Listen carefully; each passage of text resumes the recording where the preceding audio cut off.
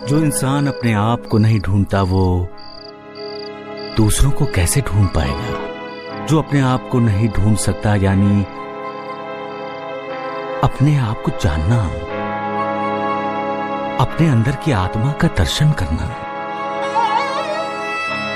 अपने अंदर ज्ञान का जो प्रकाश है उससे अपना जीवन प्रकाशित करना।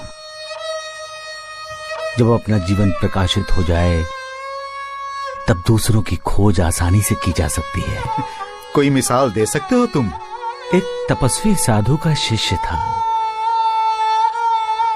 कई वर्ष कोशिश करने के बाद भी वो ध्यान नहीं लगा सका। आखिर वो अपने गुरुदेव यानी उस तपस्वी साधु के पास गया। बोला, इतने वर्षों से मैं ध्यान लगाने की कोशिश कर रहा हूं लेकिन ध्यान लग ही नहीं रहा। तो फिर तपस्वी साधु ने क्या कहा? साधु ने कहा, तुम इस देश के राजा के पास जाओ, ध्यान कैसे लगाया जाता है वो तुम्हें शिक्षा देंगे। एक राजा? हाँ गुरुदेव। वो राजा के पास गया और जाकर उसने देखा कि राजा तो मदिरा और मदिराक्ष में डूबा हुआ है। हाँ गुरुदेव, ऐसा ही हुआ। नर्तकी का नृत्य देखने वाले राजा को देखकर शिष्य लौटने लगा।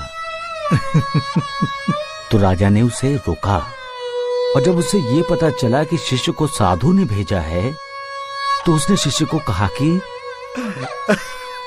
अब आए हो तो हमें आतिथ्य सत्कार का अवसर दो, यही? बिल्कुल ऐसा ही हुआ गुरुदेव। आराम शिष्य ने कभी देखा नहीं था। उसे देखने को मिला, उसे अनुभव करने को मिला और रात के भोजन के बाद जब उसे भव्य और ऐश्वर्य संपन्न शयन कक्ष में सोने को मिला तो वो जी भर के सोया होगा और क्या? नहीं गुरुदेव, शिष्य एक पल के लिए भी नहीं सो सका। क्यों? क्यों नहीं सो सका?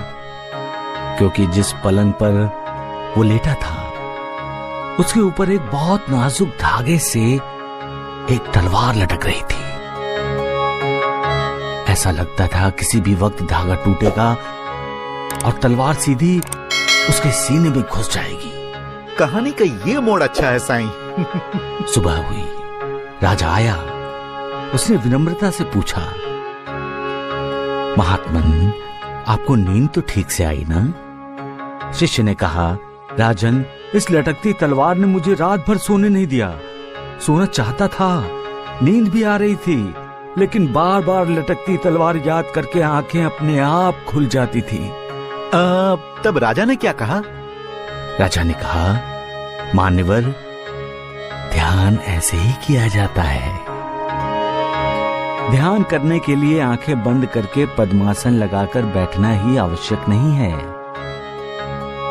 ध्यान का अर्थ ही है सोते, जागते, उठते, बैठते, हर पल, हर समय उस परब्रह्म परमात्मा का स्मरण करना।